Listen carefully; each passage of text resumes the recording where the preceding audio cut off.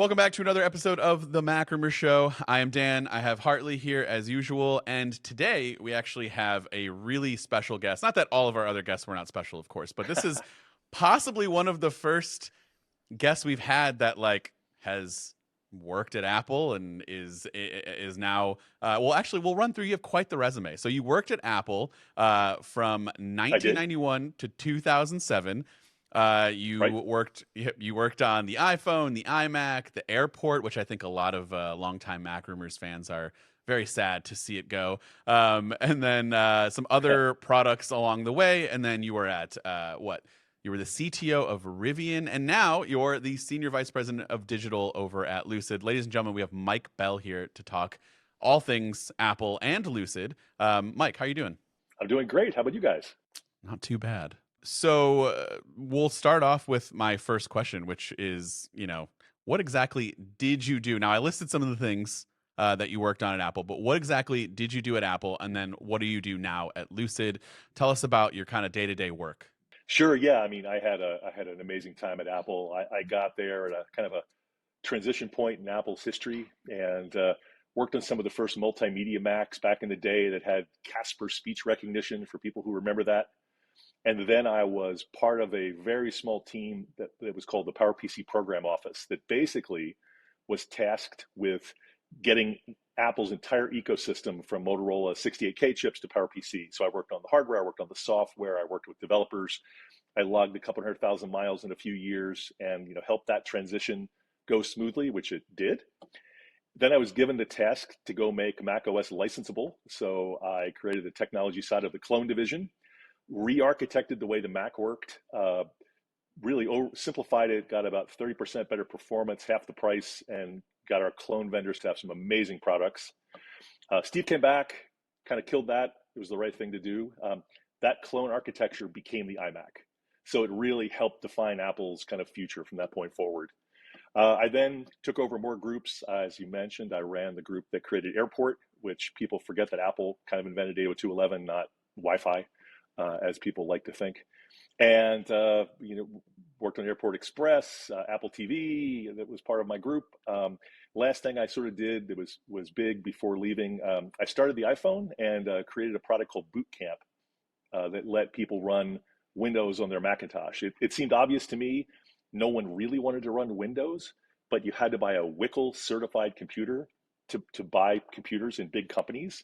So I thought, we'll WICL certify our computers. People will never run Windows, but they can buy Macintoshes. And that was also a pretty big success for us. And now what about So your that work was the Apple history. I was gonna say, what about your work now at Lucid, and how does that kind of blend together? Oh, it's great. This is kind of like as exciting as Apple, but even more, more relevant these days. I mean, so basically, I run the organization that does the digital architecture, the low voltage architecture, the compute hardware, all of the software, and really bringing all of the pieces together. I work really closely with my counterpart who owns the mechanical side of things. We're a lot like Apple in that we build everything ourselves. There are a lot of people in the Valley who call themselves, automotive startups, but they buy motors from Bosch and other pieces from other companies and kind of integrate them together. And you never get an Apple-like experience if you don't own everything end to end. So, Mike, you mentioned a few products there that you worked on at Apple. I'm sure a lot of our readers are wondering what your favorite one was that you worked on and why. Oh, my favorite one, boy. Well, certainly I think the one that's had the biggest impact was the iPhone. But my favorite one would have to be AirPort because, it was a situation as the internet was coming up where I knew a lot of people that would go home and drag a 30-foot Ethernet cable from some kind of place in their house out to their deck or to their kitchen table. And the whole idea behind AirPort is that it gave you the freedom to kind of work anywhere, which is kind of a good, bad thing, right? You could re-engage with your family. You could work in places, that were more social. You didn't have to be tucked away in an office or have a 30-foot cable dragging behind you. And it really created a new way of working. And, you could see the possibility of once everything got connected wirelessly, without the need to drag infrastructure behind, how kind of freeing that would be. So that has to be my favorite product. And do you think that it's a bit of a shame that product's gone away now? Or do you think there's so many other great alternatives? It was kind of good for its time, but now it's not so required. Yeah, it's certainly it's having invested so much time in that. I hate to see it go away, but it's the right thing for Apple. I mean, there are companies out there that that's their sole focus. And one of the things Steve really brought back into Apple when he got back was you focus on the things you're good at or that are necessary, and you don't have dozens of other ancillary products that are just hobbies.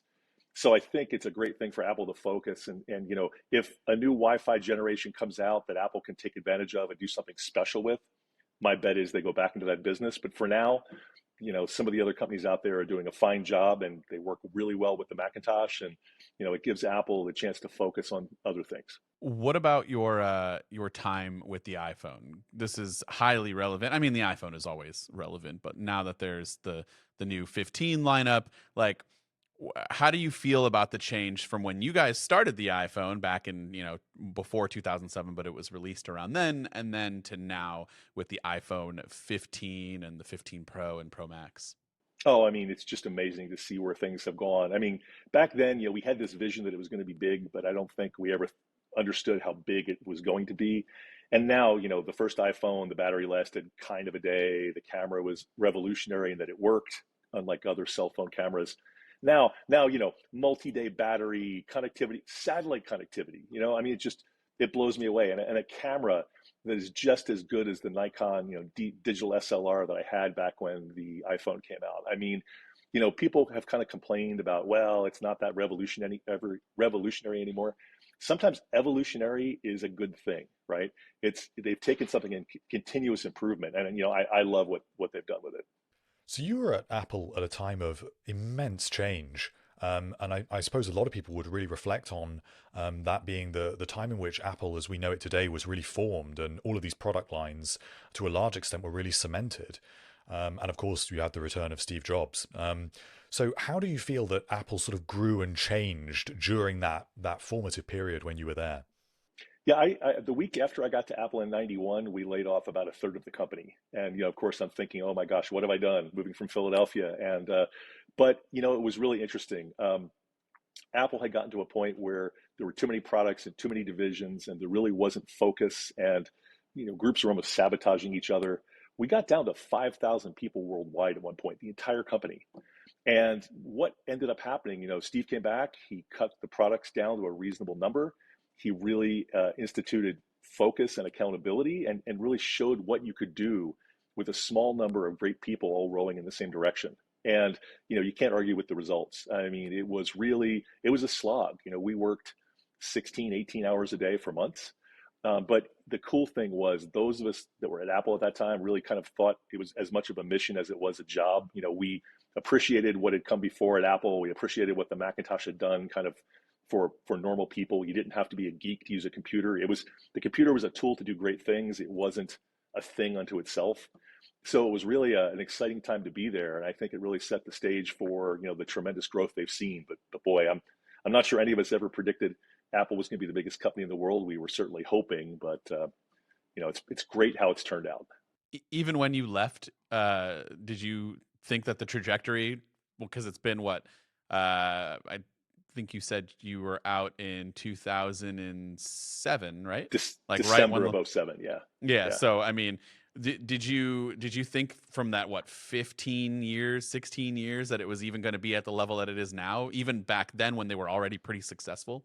I mean, I knew it had the potential. You know, the great thing is, you know, Steve's attention and focus on quality and the customer, and Tim Cook has really carried that forward. You know, really was something very special. I've never seen it at any other company except Lucid. I mean, I honestly think we have some of that DNA here as well. It's all about the customer. It's all about the product. It's all about customers being happy. And I think that's the most important thing. So it was pretty clear that, you know, Apple was still going to be in a really good place. I had the chance to go try to out iPhone the iPhone, so it was something I couldn't resist. But you know, I was still an Apple customer to this day. I think I've bought one of everything they've ever made. So I was that was actually going to be one of my like toss in questions of what's your favorite, like, can't live without Apple product that you're currently using besides the iPhone. I feel like that's too easy. it is. You know, I love my Apple Watch. I mean, I fly airplanes, I swim, I bike. And you know, when it first came out, I was a little skeptical. I'm like, oh, you know, I'm not really sure who needs this. the latest generation with the multi-day battery life and the brighter screen and the cellular connectivity, it's really something I've come to rely on kind of in day to day. Now, sometimes it's a little too convenient, like getting notifications on my wrist. I think my wrist buzzes sometimes when the watch isn't there.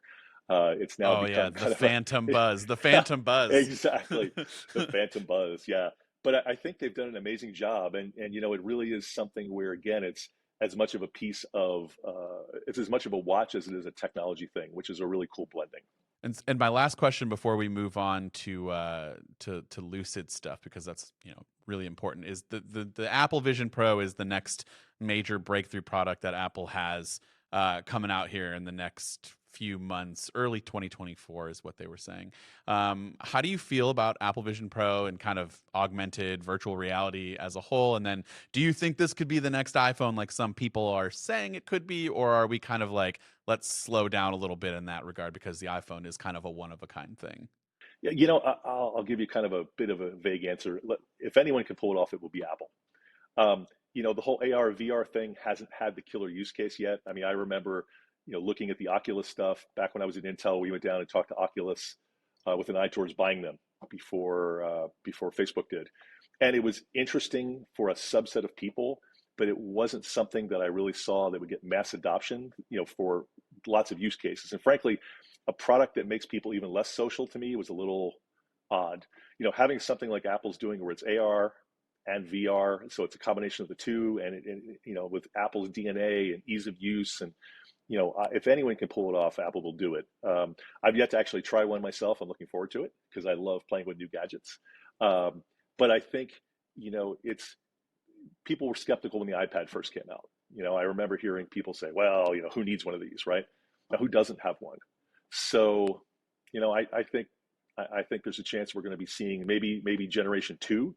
And the first generation may be a little like the first gen iPhone, where it gets adoption but not mass adoption, and then they figure out the aha moment and they come up with something spectacular. Lucid is doing some very interesting things with digital technologies. And of course, when you're considering the driving experience, that's such a sort of such a specific experience, and there's such specific considerations involved there. So how do you feel that Lucid has to utilizes these digital tools and digital experiences to set that user experience in the automotive industry?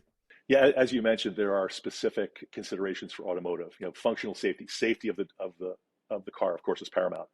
We've managed to do something which is kind of cool. We have the best of both worlds. We've taken traditional automotive responsibilities, safety processes, ways of doing things that give us assurances that the customer is being treated in a safe fashion.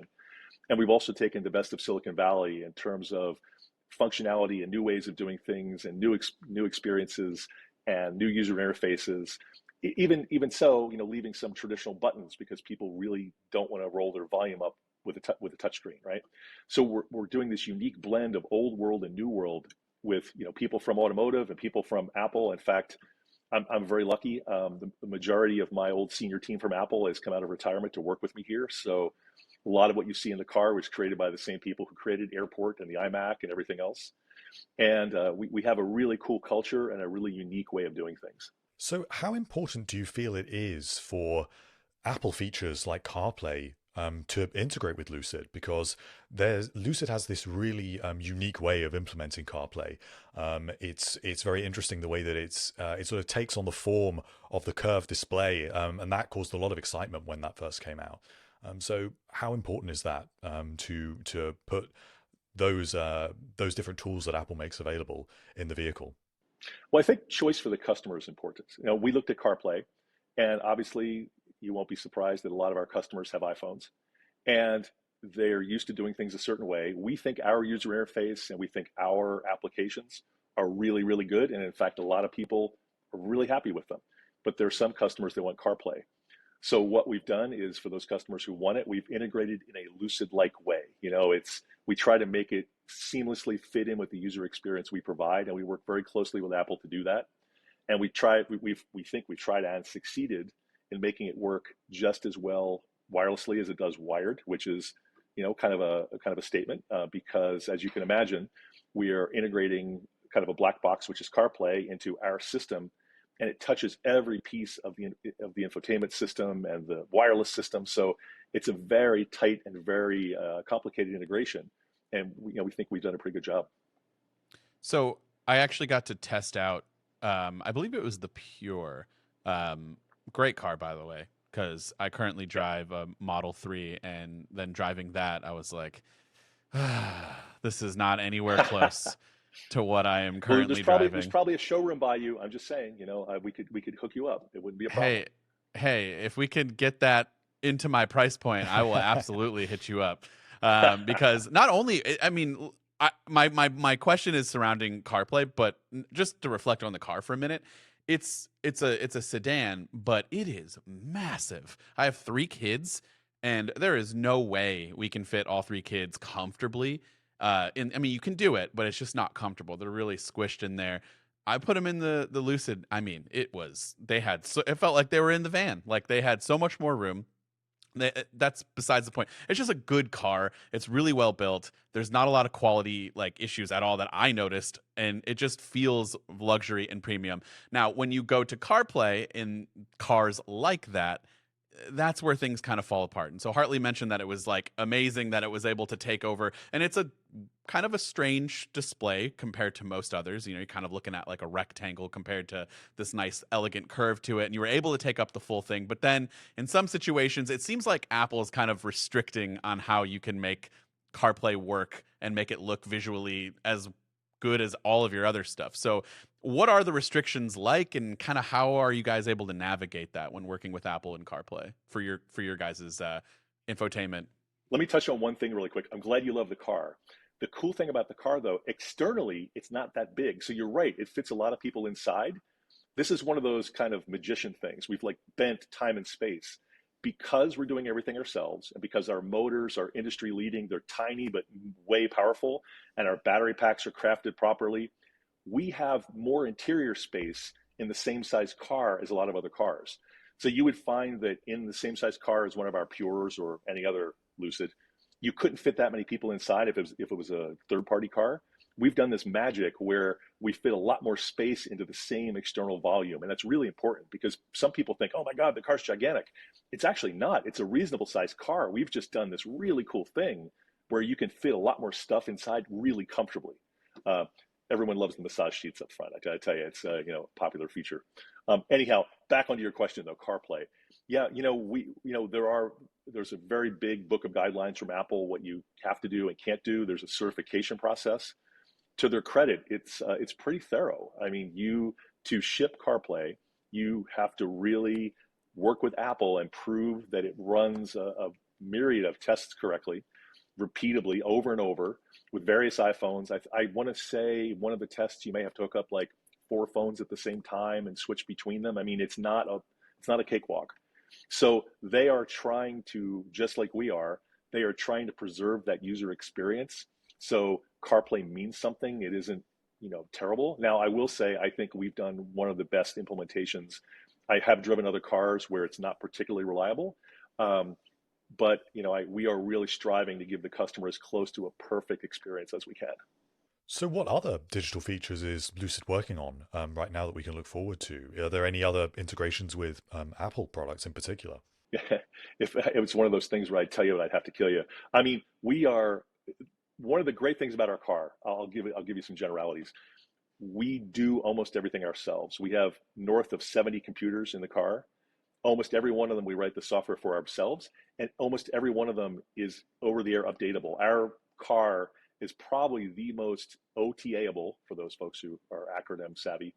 It's probably the most OTA-able car in the industry. We can change just about every parameter and every behavior on the car. The cool thing about this is that it means the longer you own the car, the better it gets, as opposed to previous cars where it is what it is. And if you don't bring the car into the dealer, you'll never have a fix. And I love to tell this story. I have a 2009 convertible by a German company whose cars that I love, very sporty.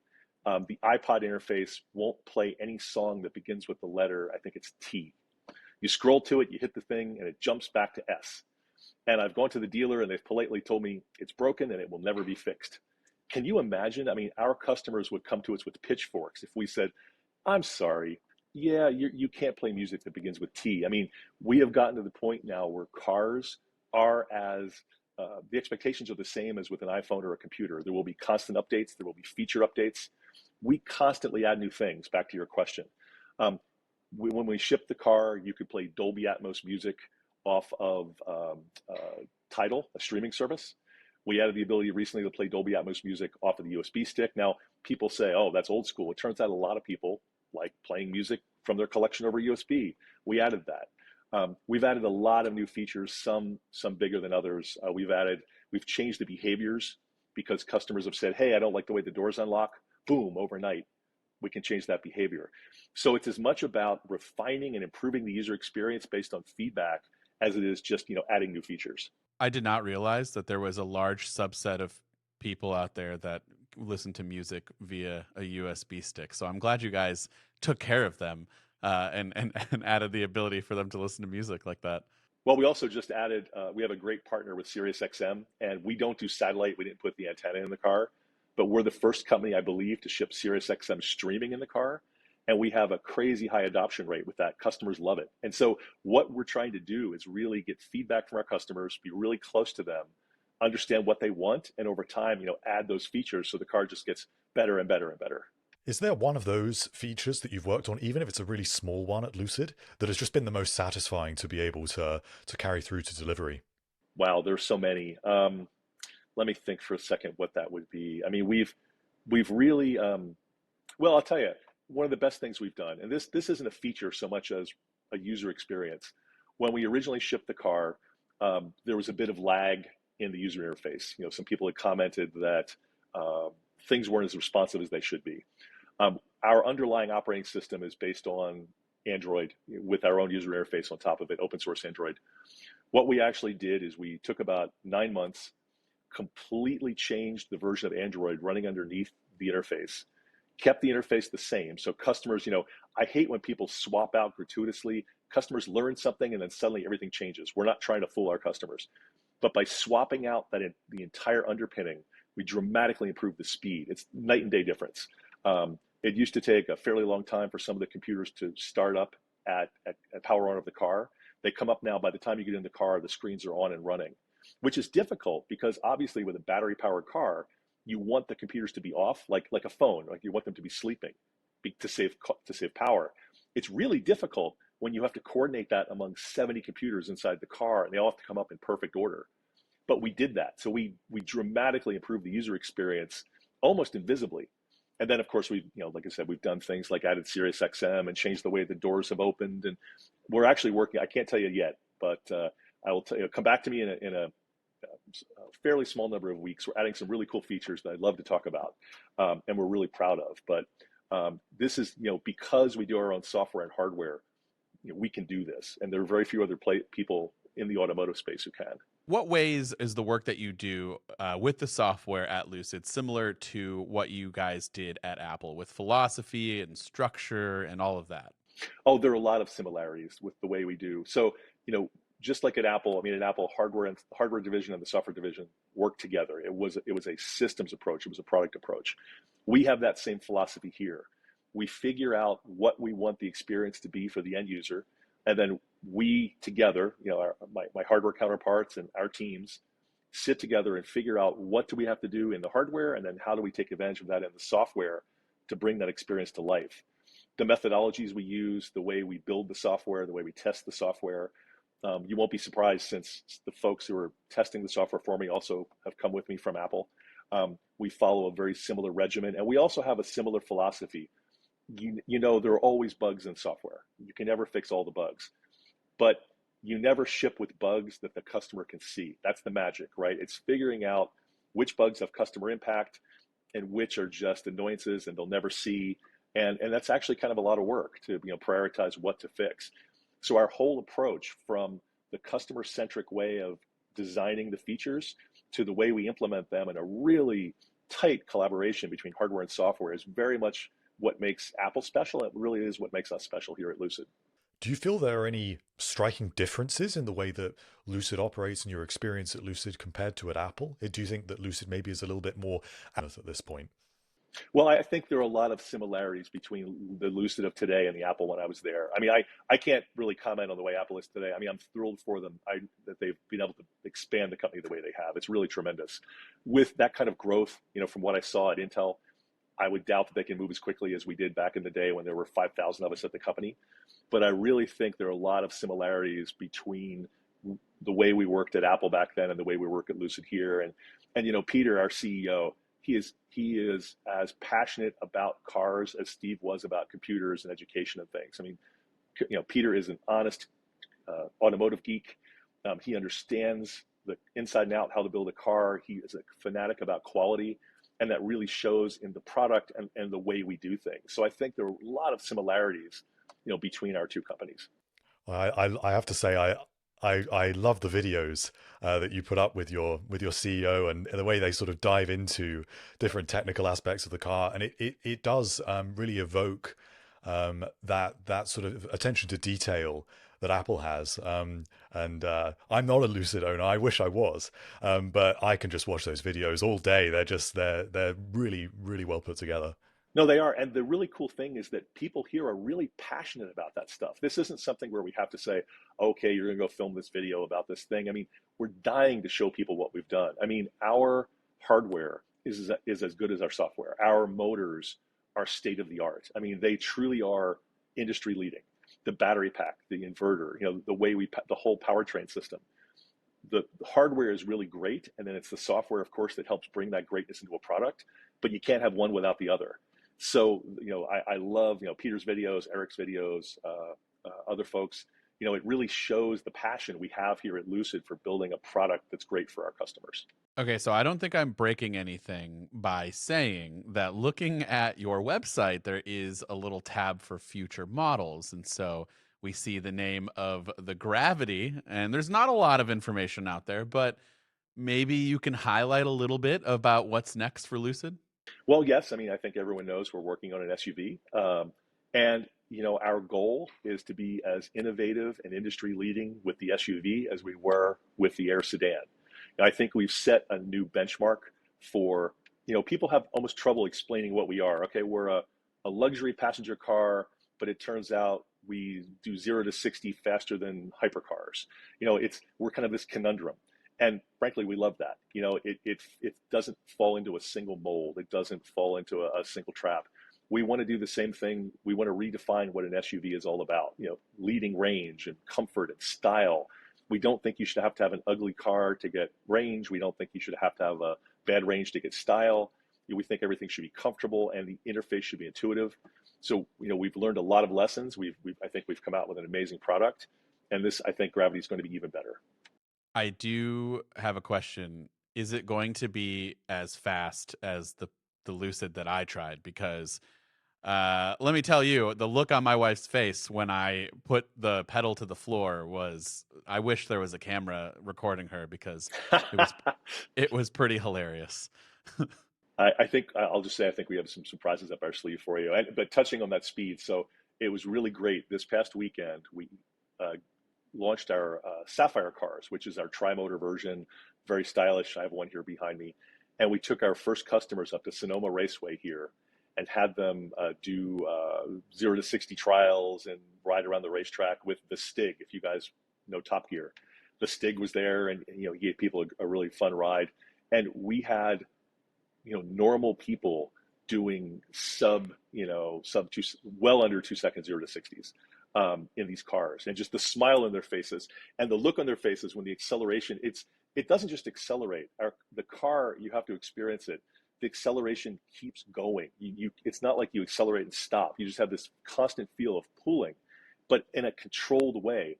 A little fun fact for you guys: we actually managed to shave almost half a second off our 0 to 60 time by bringing traction control in-house and running it ourselves. Originally, we were going to use a third party who's world leading at this, and we found it couldn't keep up with our car. We did a very quick program to write our own traction control. We had planned it, but we didn't plan it for this soon. Again, great people work day and night, and it dramatically improved the performance of the car. Yeah, I mean, is there anything else that you want to let everyone know, just like about Lucid or maybe yourself in general. You said you flew airplanes, like, or were you just saying that you fly in airplanes like I do, or do you No, physically no, fly the planes? no. That's I physically impressive. fly. So I fly helicopters and airplanes. It's one of those things where I love to keep challenging myself, which is one of the reasons I love working here. We're always looking for the next best thing and how do we make it better and faster and cooler. And yeah, and for me, flying, believe it or not, flying is very relaxing. Your brain is smart enough to realize I am flying an airplane, therefore everything else in your life you're going to forget about while you're doing this activity. So you're focused, and it's this amazing view of the world that not a lot of other people see from a small airplane or a helicopter. And by the time I land, I'm just refreshed, and sometimes I've actually in the back of my mind solved the problem I was working on in kind of a subconscious way. So for me, that's just a great way to complement what I have a chance to do here every day, which is just a blast. All right. So, is there something else that you wanted to let us know about the future of Lucid?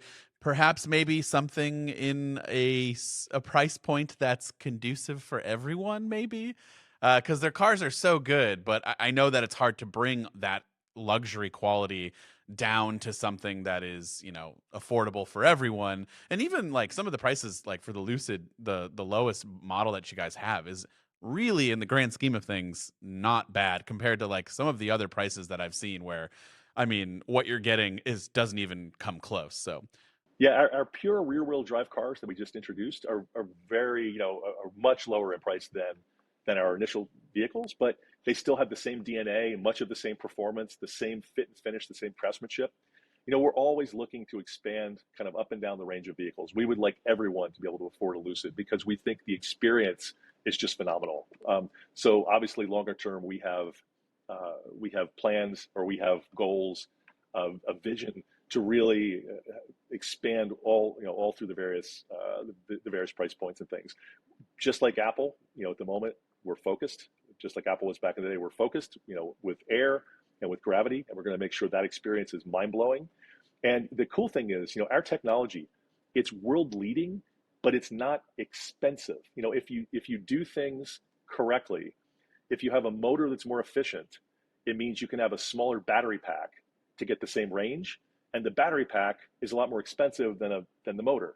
So you have to have a systems play, right? So what we've done is create this amazing technology that gives us not only gives us an advantage in user experience and performance, but isn't more expensive than other things on the market. It's just done better, which is really, again, difficult to do. I give a lot of credit to the folks that were here before me. I got to Lucid about 3 years ago, and much of this was in play. And one of the things that attracted me here was how amazing the technology was, and it wasn't made of unobtainium. It really was something where you could build a reasonable car because it was just so well optimized. like I said, I got to drive it around for a couple of weeks. It was in my garage, and I didn't want to give it back, but I I'm was very glad. thankful. I was very thankful for the experience. It made me very sad to go back into my other car, which is a good car, but it does not even hold a. It's not even close. So for those of you who are on the fence for a Lucid, not only is it great looking, but also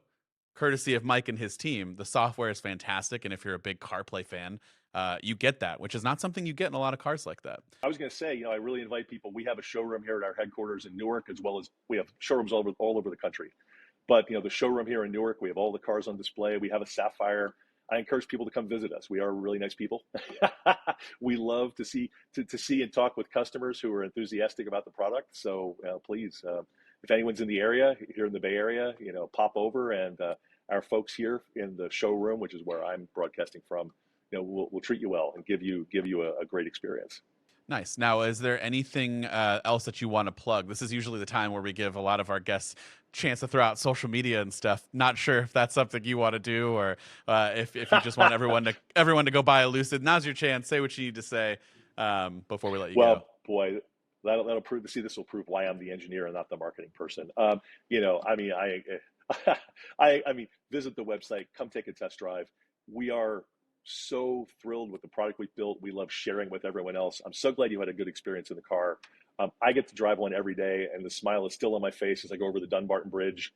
It's just a different driving experience. It's luxurious, and at the same time, it feels like a sports car because it is. if you don't have to make a trade-off. So, we want more happy customers. We want more people to experience what we've done. And frankly, we love to get feedback. We like to know what people like and what they don't like, and that helps make the product better. So I really encourage people, don't be shy. People who already own it, let us know what you think. People who are on the fence, let us know what you think.